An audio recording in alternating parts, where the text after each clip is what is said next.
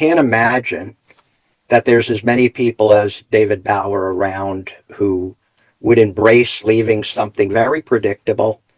For David could tell you the year has been an interesting year. I don't know that he would have imagined the the pace, drinking from a fire hose, learning how to run a company, right?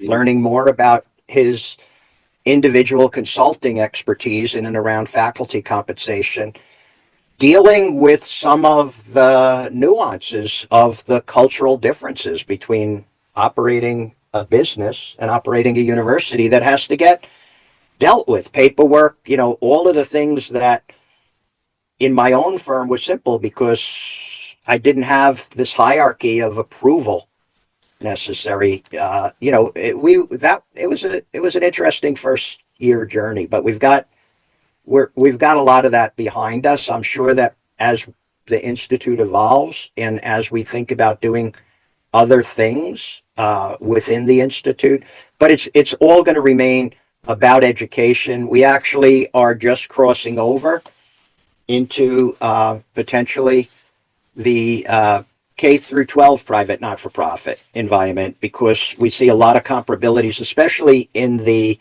high schools. Yes. That so again, while it's the Institute for Higher Ed Effectiveness, it could be more than that at some point.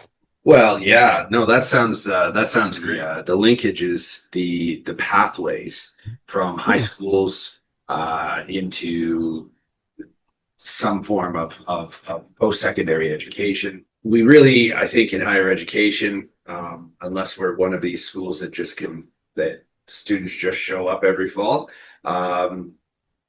we have to be thinking about these different things and different ways of doing it.